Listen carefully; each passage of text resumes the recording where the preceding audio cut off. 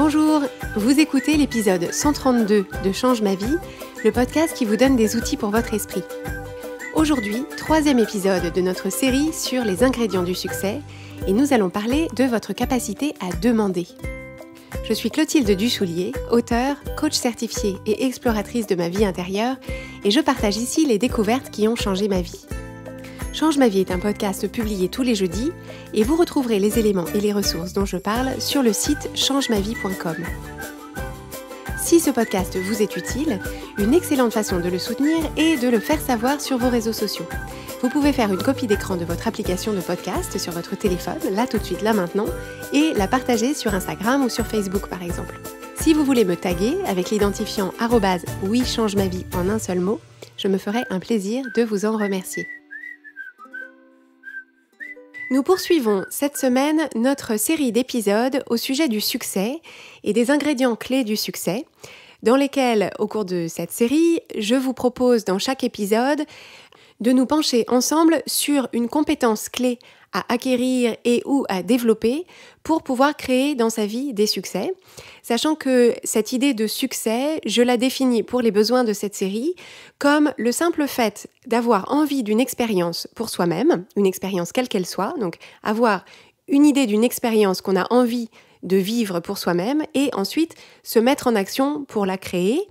Et le succès intervient au moment où on a réussi à se mettre en action suffisamment de temps et avec suffisamment de persévérance pour finir par créer pour soi-même cette expérience dont on avait envie. Donc cette idée de succès, au cours de cette série, on parle de succès dans n'importe quel domaine de vie, pas que le domaine professionnel ou le domaine de la célébrité ou le domaine du succès financier, même si bien sûr ça peut faire partie des succès que vous voulez créer dans votre vie. Mais c'est d'une façon plus générale cette idée d'aborder sa vie en se disant que si on veut diriger sa vie dans le sens qui nous plaît, il va falloir se proposer de développer des envies, des désirs, des objectifs, des enjeux, et que ensuite on va se mettre en action avec toute la capacité à agir qu'on a développée pour pouvoir effectivement créer cette expérience, atteindre cet objectif et poursuivre et accomplir ce désir ou cette envie. Donc dans le premier épisode, on a parlé de la capacité à désirer, donc la capacité à simplement identifier et faire vivre en nous des envies, des désirs, des projets, des objectifs, ce qui n'est pas donné à tout le monde et ce qui n'est pas forcément inné. Donc là, c'était la capacité à désirer. Dans l'épisode suivant, l'épisode 131, on a évoqué ensemble la capacité à agir, la capacité à se mettre en action une fois qu'on a effectivement identifié un objectif ou un souhait ou une envie ou un désir dans sa vie. Donc cette capacité à se mettre en action, à agir et à soutenir sa motivation, à soutenir son focus sur cet enjeu, cet objectif pour finir par y arriver.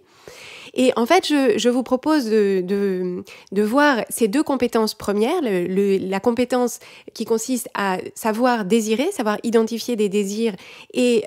la capacité à agir, à se mettre en action, dans le contexte d'une fusée. En fait, on peut considérer que la capacité à désirer, elle constitue le carburant de la fusée, c'est-à-dire que sans désir, la fusée ne décollera pas, parce que le désir, c'est le carburant. Ensuite, la capacité à agir, c'est le réacteur de la fusée. C'est-à-dire qu'on peut avoir du carburant, si on n'a pas un réacteur qui permet effectivement de propulser la fusée, de la faire décoller, la fusée restera à terre avec certes un carburant, mais ne décollera pas. Donc la capacité à désirer met le carburant dans la fusée, la capacité à agir, c'est le réacteur de la fusée qui du coup fait décoller la fusée. Et la question que je voudrais aborder avec vous au cours de cet épisode qui parle de la capacité à demander concerne, une fois que la fusée est effectivement en vol, est-ce qu'on se propose de faire ce vol en solitaire et en autarcie? C'est-à-dire, est-ce qu'on se propose de ne compter que sur soi pour piloter la fusée, pour éviter des astéroïdes, pour se diriger, etc. Ou est-ce que on se propose d'entreprendre ce voyage en fusée, d'aller en fusée vers son objectif, en s'appuyant aussi sur d'autres personnes. Donc en s'appuyant sur d'autres personnes qu'on pourrait imaginer avec nous dans la fusée, on reste le capitaine de la fusée, je ne sais pas si on dit un capitaine pour une fusée, le capitaine de la fusée, mais on a des coéquipiers, il y a des personnes qui sont avec nous dans la fusée sur lesquelles on peut s'appuyer. Et on peut aussi penser à des personnes qui seraient dans d'autres fusées, qui poursuivraient d'autres objectifs à bord d'autres expéditions, mais avec qui on aurait la possibilité de communiquer, de collaborer, etc. Et on peut supposer aussi avoir une équipe à terre d'experts, de consultants, de coéquipiers, sur qui on peut aussi s'appuyer pour mener à bien notre expédition en fusée. Donc, ce que je veux évoquer avec vous quand j'utilise cette image, c'est le fait que nous, on est dans la fusée, mais que si on le souhaite, si on en a envie, on peut s'appuyer sur d'autres personnes. Mais par contre, pour s'appuyer sur ces autres personnes, il va falloir développer la capacité à demander. Donc, cette capacité à demander, pour sortir de la métaphore de la fusée et revenir dans quelque chose de plus concret dans votre vie, que vous ayez des projets dans votre domaine professionnel, dans votre domaine familial, dans votre domaine social, d'épanouissement, culturel, financier, sportif, etc. Dans tous ces domaines-là, si vous voulez pouvoir vous appuyer sur les autres, si vous voulez pouvoir bénéficier du fait que vous n'êtes pas seul, vous n'êtes pas en voyage complètement solitaire, il va falloir apprendre à demander ce que vous voulez, demander ce dont vous avez besoin, demander ce dont vous avez envie et demander à ces autres personnes pour pouvoir enclencher cette idée de soutien, de collaboration et pouvoir avancer peut-être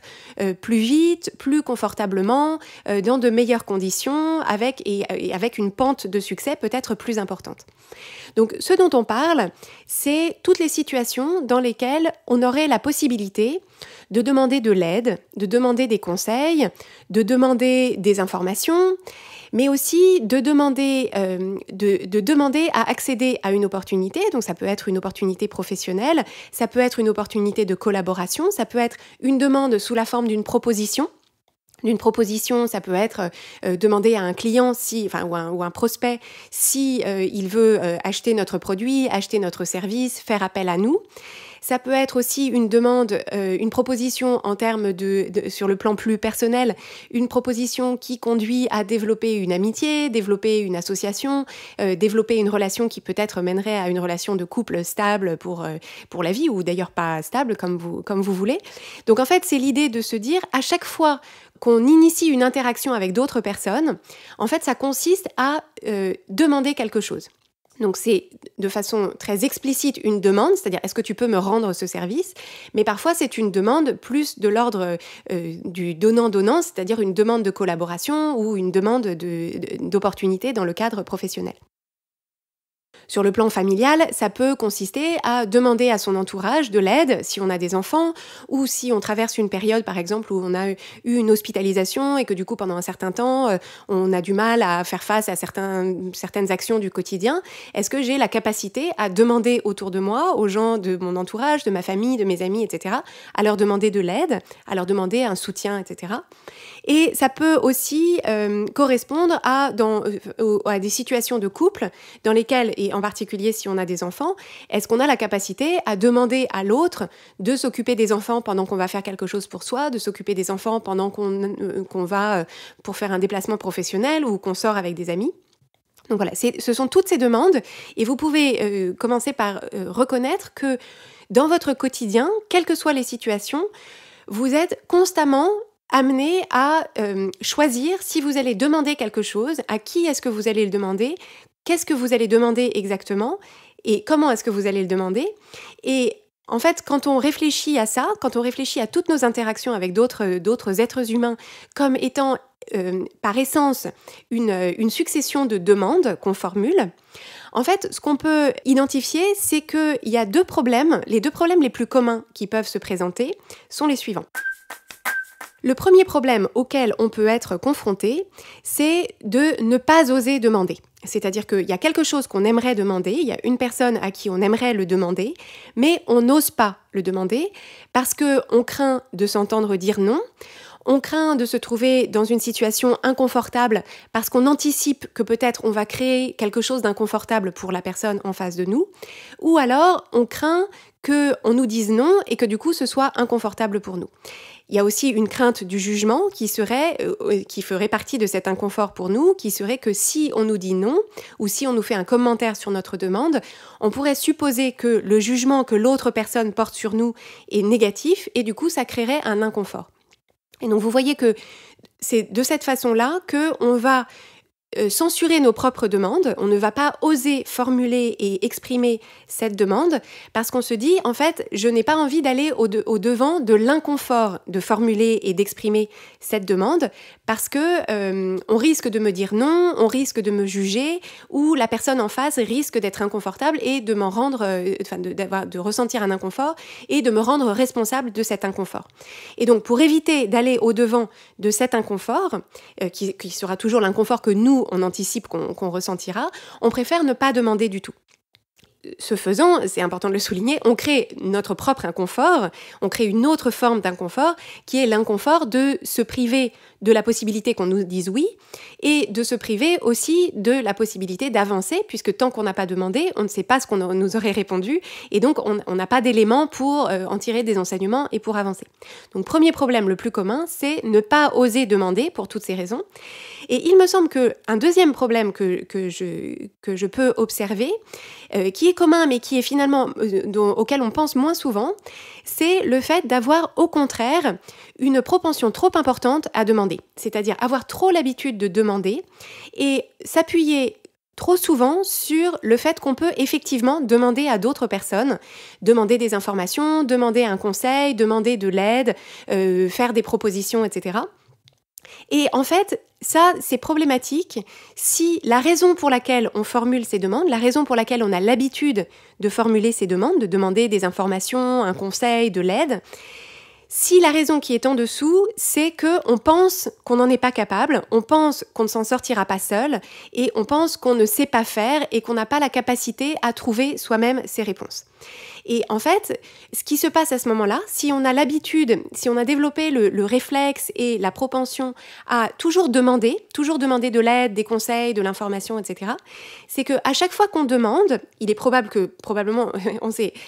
s'est probablement habitué à poser la question parce qu'on s'est entouré de personnes qui globalement nous disent oui, qui globalement nous apportent de l'aide, qui globalement nous apportent des réponses, des conseils, de l'information, un coup de main, etc.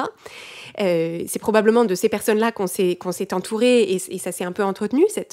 ce système où on demande beaucoup d'informations, de conseils, etc. et où on nous l'apporte. C'est qu'en fait, à chaque fois, on se prive de l'opportunité d'apprendre à faire seul, on se prive de l'opportunité d'apprendre à trouver nos propres réponses, même imparfaites, et on se prive de l'opportunité d'apprendre à choisir des réponses imparfaites, les tester à l'épreuve de notre réalité et en tirer des enseignements. Donc en fait, ce qui peut paraître au départ comme une bonne idée, c'est-à-dire j'ai besoin d'une information et il y a sans doute quelqu'un quelque part qui a déjà cette information, donc je vais simplement demander cette information, cette capacité à demander, c'est une bonne capacité, mais il faut faire attention quand on l'a trop développée, de vérifier qu'on ne s'en sert pas trop souvent et ce qui serait finalement à notre propre dépens. Alors, pour faire un pas de recul sur cette idée de demander, bien sûr, le fait de formuler et d'exprimer une demande auprès de quelqu'un d'autre, donc que je demande, encore une fois, un conseil, de l'aide, que je fasse une proposition de collaboration, une proposition de collaboration commerciale, de collaboration entrepreneuriale, ou même de collaboration au sens émotionnel du terme, ou en termes de couple, etc. En fait, le fait de demander, c'est une action qu'on entreprend. Et comme vous le savez, si vous écoutez ce podcast depuis un petit moment, les actions qu'on entreprend sont toutes motivées par une pensée qu'on a, qui crée pour nous une émotion, et c'est cette émotion qui va nous mettre en action. Et donc, ça c'est important parce que ce que ça signifie, c'est que selon qu'on demande ou qu'on ne demande pas, selon qu'on demande trop ou selon qu'on ne demande pas assez, l'origine de cette action, l'origine de ce type de comportement, est toujours dans nos pensées. C'est-à-dire que selon qu'on pense des choses qui créent des émotions qui nous mettent en action pour demander, ou selon qu'on pense des pensées qui créent pour nous des émotions qui nous freinent dans nos demandes, c'est pour ça qu'on va se retrouver à soit demander et demander beaucoup, soit demander peu ou demander pas du tout. Et donc, ce que je vous propose d'adopter comme façon de voir les choses, c'est à chaque fois que vous avez une demande à formuler, donc que ce soit une demande dans votre couple, dans votre famille, une demande dans le domaine professionnel, peut-être demander quelque chose à un collègue ou une collègue ou quelqu'un qui vous serait supérieur ou quelqu'un qui serait quelqu'un dans votre équipe, ou dans le domaine amical, social, de parents d'élèves, etc. de prendre toujours l'habitude de commencer par vous demander qu'est-ce que je demande exactement, qu'est-ce que j'ai envie de demander, pourquoi est-ce que je demande, pourquoi est-ce que je demande ça en particulier, pourquoi est-ce que je demande à cette personne et pourquoi est-ce que je me propose de demander de cette façon-là. Donc en fait, juste faire un tout petit moment de pause pour évaluer pour vous-même la demande que vous vous apprêtez à formuler, pour que vous puissiez évaluer vos raisons, pour que vous puissiez remarquer,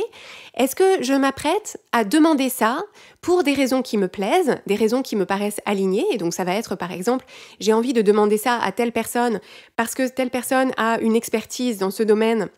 et que je sais que ça va m'aider énormément à avancer, que ça va me faire énormément gagner de temps et que je sais aussi que ça peut nouer entre nous, que ça peut planter les graines d'une collaboration. J'ai envie de saisir cette opportunité pour prendre contact avec cette personne, lui indiquer que j'existe, que j'admire son travail, que j'admire son expertise et que pour moi, c'est quelqu'un qui représente le summum de l'expertise dans ce domaine et que si elle m'apporte son expertise, voilà ce que je me propose d'en faire, voilà pourquoi est-ce que ça me serait utile et voilà pourquoi est-ce que c'est à elle que je demande. Donc, est-ce que vous êtes globalement motivé par et aligné avec vos raisons? Ou est-ce que vous vous apercevez petit à petit que à chaque fois que vous vous demandez pourquoi est-ce que je demande, en réalité c'est pourquoi est-ce que vous demandez? C'est parce que vous avez un peu la flemme de chercher, parce que vous pensez que vous n'êtes pas capable, parce que vous pensez que ça vous prendrait trop de temps et que tant qu'à faire, les autres qui ont déjà fait le travail avant vous peuvent bien vous rendre ce service, etc. Et donc ce sera à vous d'évaluer quel est le jugement que vous portez sur vos propres raisons. Alors, votre jugement sera complètement différent de mon jugement ou de jugement de quelqu'un d'autre. Et mon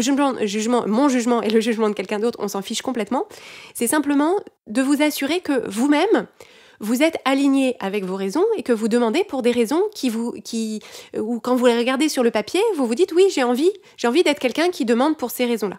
Et donc, à titre personnel, je n'ai pas envie d'être quelqu'un qui demande, et vous l'avez peut-être entendu dans le ton quand j'ai donné cet exemple, je n'ai pas envie d'être quelqu'un qui demande aux autres quelque chose, une information ou une expertise, etc., en me disant, puisque ces personnes-là ont fait le boulot de défrichage, tant qu'à faire, moi j'ai la flemme de le faire, donc je vais pas le faire, je vais juste bénéficier du travail qui a été fait par quelqu'un d'autre. C'est pas l'énergie dans laquelle j'ai envie de demander. Donc est-ce que je ne demande jamais de conseils ou de retour d'expérience? Absolument pas, mais je m'assure que ce n'est pas une demande un peu passager clandestin en me disant puisque de toute façon l'effort a été fait par quelqu'un d'autre, pourquoi est-ce que moi je m'embêterais? Donc je m'assure que c'est pas dans cette énergie-là que je formule ma demande, parce que si je la formule, c'est vraisemblable, si je la formule avec cette énergie-là, il est vraisemblable que la personne en face,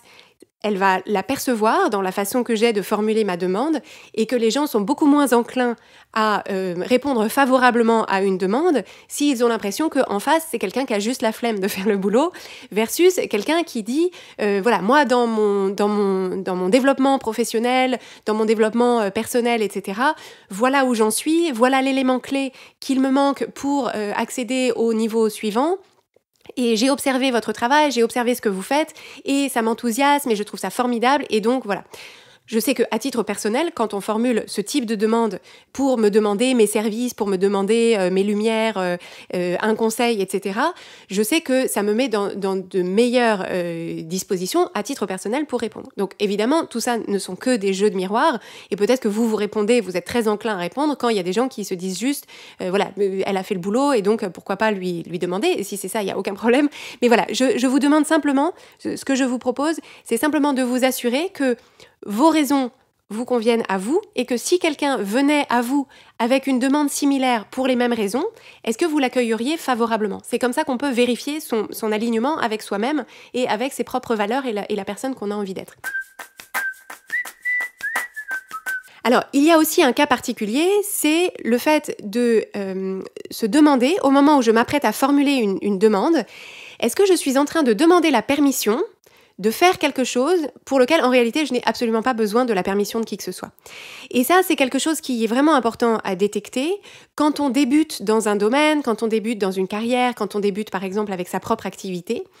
Est-ce qu'on a tendance à s'en remettre à des personnes extérieures à soi pour valider nos initiatives, pour nous dire oui, tu as le droit, oui, tu peux, oui, c'est une bonne idée. Donc, est-ce que vous pouvez remarquer de quelle façon est-ce que vous demandez la permission, alors qu'en réalité, quelqu'un d'extérieur à vous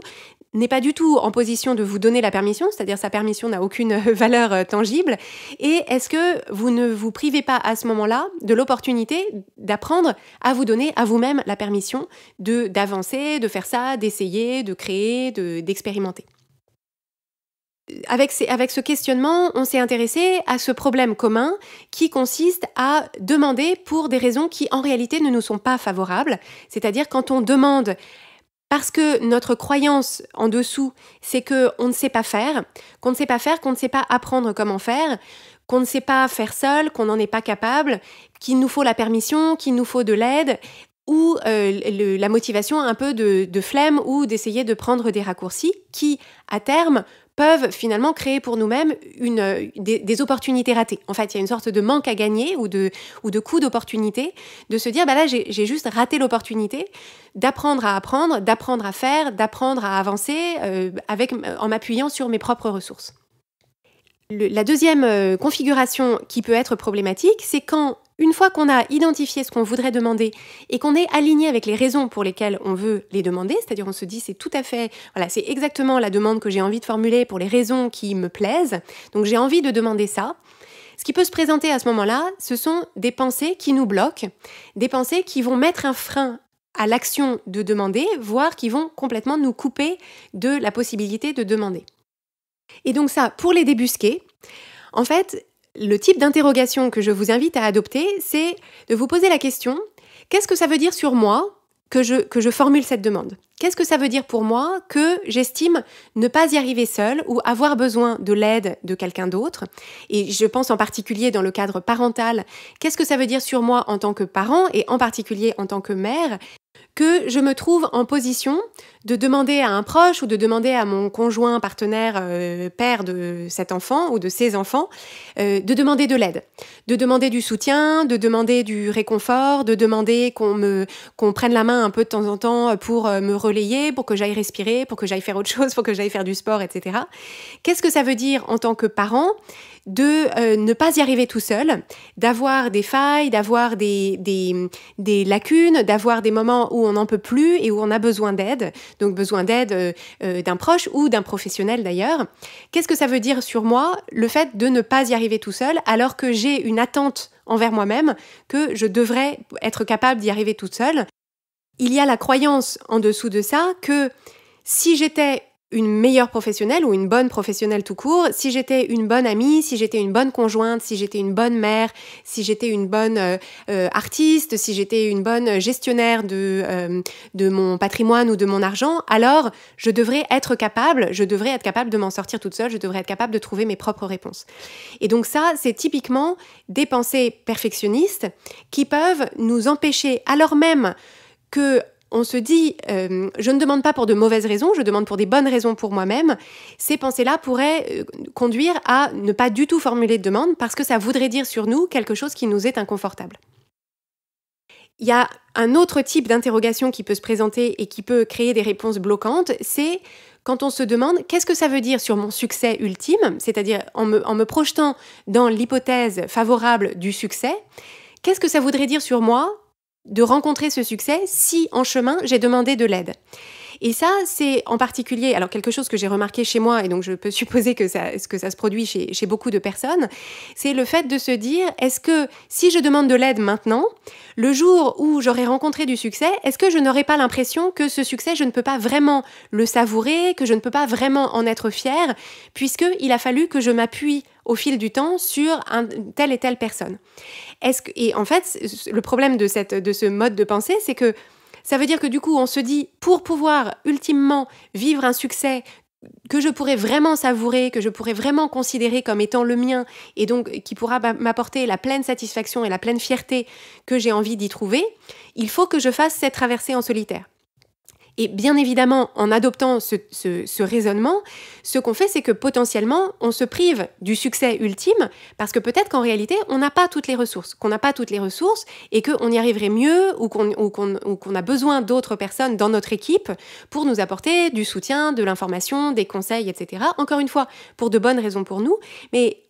d'une façon qui nous maintient aux commandes, mais qui fait que notre succès est beaucoup plus assuré, voire de plus grande ampleur que si on s'était proposé de le faire toute seule. Il y a ensuite la troisième catégorie de pensées qui peuvent être bloquantes, qui sont des pensées de crainte du jugement. Et donc, il y a en particulier l'idée que si on formule une demande, est-ce que les gens ne vont pas penser qu'on est culotté, qu'on est opportuniste, qu'on est paresseux, qu'on est pénible, qu'on est sans gêne, etc. Et la crainte du jugement des autres fait qu'on se dit « je préfère ne pas demander que de risquer qu'on pense ça de moi ». Donc ça nous renvoie à l'idée du regard des autres, sur lequel j'ai proposé 2 épisodes récemment. Donc ça s'appelle le regard des autres, il y a 2 parties. Et en fait, ce que je vous invite à considérer, c'est qu'à chaque fois que vous craignez qu'on vous juge culotté ou opportuniste ou paresseux ou pénible ou sans gêne, c'est toujours un miroir au moins à au moins une échelle de ce que vous-même vous pensez de vous. Et donc ça, c'est toujours le signal de repartir à la case départ que je vous indiquais tout à l'heure, c'est est-ce que je pense effectivement que ce que je demande c'est pénible? Est-ce que je pense effectivement que je suis sans gêne? Est-ce que je pense effectivement qu'il y a un petit peu de paresse dans ma demande? Et donc c'est une invitation à vous assurer que vous êtes effectivement aligné avec vos raisons pour lesquelles vos raisons de demander. Parce qu'en réalité, ce qui se passe, c'est que les personnes qui sont en face de vous vont peut-être penser que vous êtes pénible, sans gêne, opportuniste ou culotté. Mais ça ne fera que refléter leur propre schéma de pensée, leurs propres opinions, leur propre grille de lecture. Ça ne dira rien sur vous, ça en dira sur leur grille de lecture et leurs valeurs. Et à mon sens, ce n'est pas une assez bonne raison de vous priver de demander. C'est-à-dire, je vous propose de vous donner l'opportunité de demander en laissant aux autres la pleine liberté d'en penser ce qu'ils voudront. Et donc, cette partie-là de la capacité à demander consiste à intégrer que, une fois qu'on a formulé une demande, la personne en face a la pleine liberté d'en penser exactement ce qu'elle veut, a la pleine liberté de dire oui ou non, et qu'on peut choisir de penser que ce n'est absolument pas un problème. On peut choisir de penser qu'on est toujours plus avancé d'avoir demandé que pas demandé, et que chaque non vous rapproche du oui. Et que donc, en fait, à chaque fois que vous demandez, ce que vous faites, c'est que vous avez éliminé une des possibilités. Donc, vous aviez en main un certain nombre de pistes à explorer pour avancer dans l'accomplissement de votre objectif. Et donc, vous vous dites, bah voilà, je pensais que peut-être cette personne-là pourrait m'apporter ce qu'il me manque. Elle me dit non, donc c'est simplement que en fait, je me suis trompée, c'est pas la bonne personne à qui demander, mais maintenant que je le sais, c'est intéressant. Et donc, en tirer des enseignements et se dire, bah voilà, maintenant, on passe à la demande suivante à une autre personne, peut-être en ajustant la formulation, en ajustant la demande, donc en tirant à nouveau, encore une fois, des enseignements. Et donc, votre capacité à demander, cette capacité à demander que je vous invite fortement à développer pour vous mettre en position de créer dans votre vie les succès auxquels vous aspirez, votre capacité à demander, elle se construit à chaque fois que vous demandez quelque chose, qu'on vous dit non et que vous choisissez de continuer à avancer. Et donc c'est vraiment ce super pouvoir-là à développer et à construire, c'est la capacité à demander ce qu'on veut pour de bonnes raisons pour nous, et la capacité à choisir de ne tirer aucune conclusion sur nous de la réponse qu'on obtient. De se dire simplement, c'est juste que il y a pas une bonne adéquation entre ma demande et ce que la personne en face est disponible pour m'apporter. Donc ça ne dit rien sur elle et ça ne dit rien sur moi, c'est simplement que en fait ma pièce de puzzle ne s'emboîte pas dans la sienne, donc on n'a pas une adéquation entre nos deux pièces de puzzle, donc il n'y a pas de problème, je vais continuer, je vais demander à une autre personne pour voir si sa pièce de puzzle, c'est-à-dire sa volonté d'apporter une réponse à une demande, correspond à mon souhait d'avoir une réponse à ma demande. Et donc sur cette crainte du jugement, l'idée, c'est avant de formuler une demande, au moment où on est en train d'élaborer la demande qu'on a envie de formuler, de se dire, si je pouvais demander n'importe quoi à n'importe qui sans craindre d'être jugé, c'est-à-dire en sachant qu'on va pouvoir me dire oui ou non, mais en ne craignant pas le jugement, qu'est-ce que je demanderais? Qu'est-ce que ce serait ma demande folle? Qu'est-ce que ce serait ma demande,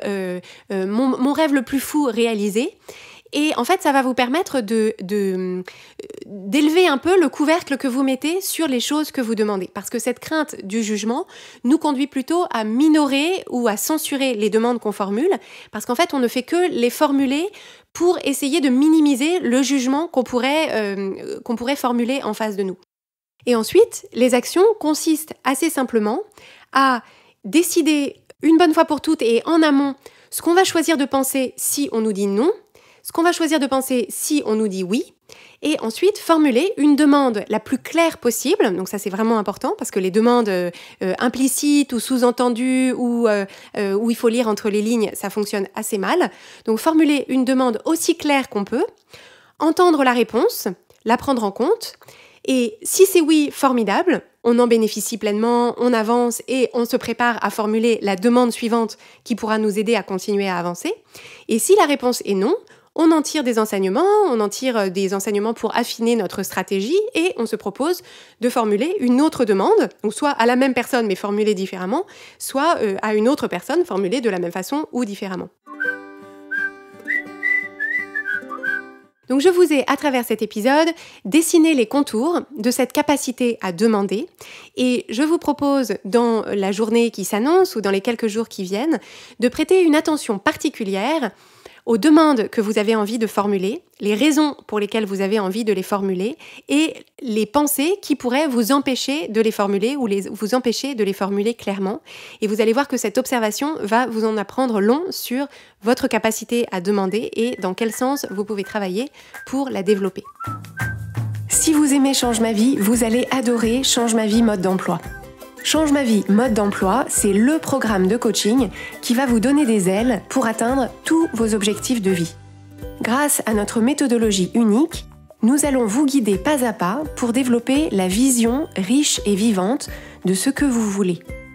Nous allons vous aider à trouver la clarté sur la façon la plus simple et la plus directe de l'obtenir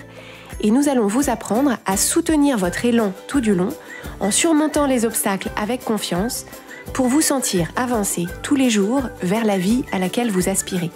Si vous écoutez Change ma vie, c'est que vous savez que vous avez une vie extraordinaire à vivre. Une vie qui a du sens et un impact, et c'est notre mission et notre passion de vous y aider. Je vous donne donc rendez-vous dès aujourd'hui sur changemavie.com/coaching pour avoir toutes les informations.